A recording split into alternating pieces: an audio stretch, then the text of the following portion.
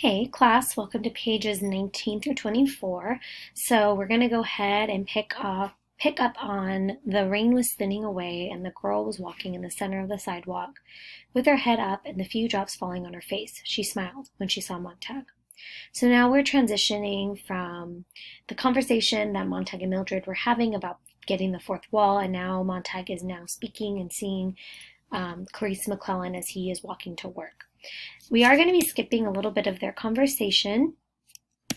I absolutely love this conversation, so please make sure to read it in its entirety. Now we're moving on to the fact that Clarice has to see a psychiatrist, so we're going to read from there. I've got to go see my psychiatrist now. They make me go. I make up things to say. I don't know what he thinks of me. He says I'm a regular onion. I keep him busy peeling away the layers. I'm inclined to believe you need the psychiatrist, said Montag. You don't mean that. He took a breath and let it out, and at last said, No, I don't mean that. The psychiatrist wants to know why I go out and hike around in the forests and watch the birds and collect butterflies. I'll show you my collection someday. Good.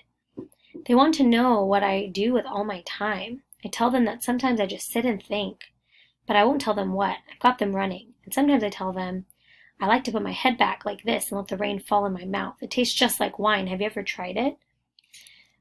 Based on why she's seeing a psychiatrist, I want you to tell me if you think she is crazy in general. What makes a person crazy, and why does the society deem Clarice as crazy? We're going to go ahead and move on. Now we're moving on to being introduced to the mechanical hound. This is a machine-like dog that the firemen use. Okay, so we're going to read a little bit. The mechanical hound slept but did not sleep, lived but did not live in its gentle humming, gently vibrating, softly illuminated kennel back in a dark corner of the firehouse. The dim light of 1 in the morning, the moonlight from the open sky framed through the great window, touched here and there on the brass and the copper and the steel of the faintly trembling beast. Light flickered on bits of ruby glass and on sensitive capillary hairs and the nylon brushed nostrils of the creature that quivered gently, its 8 legs spidered under it on rubber-padded paws.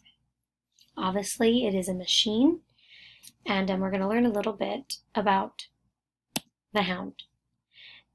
Night, when things got dull, which was every night, the men slid down the brass poles and set the ticking combinations of the olfactory system of the hound and let loose rats in the firehouse area away. And sometimes chickens, and sometimes cats that would have had to be drowned anyway, and there would be betting to see which of the cats or chickens or rats the hound would seize first. The animals were turned loose.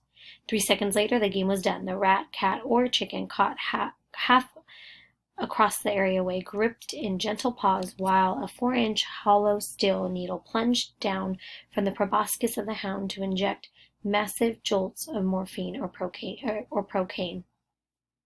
The pawn was then tossed in the incinerator. A new game began.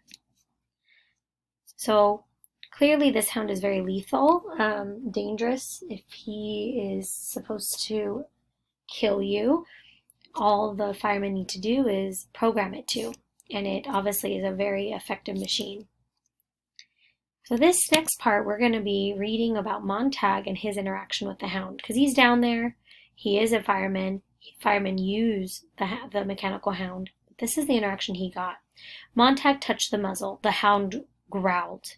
Montag jumped back. I want you to finish reading why the hound is responding to him. He finally does escape. He doesn't get attacked. He talks to the captain. He talks to his colleagues, and they're all like, oh, it must be a mistake. But I want you to finish reading all the way up to here, and I want you to answer the questions for homework, okay? Thank you, and I hope you all have a great noon dismissal.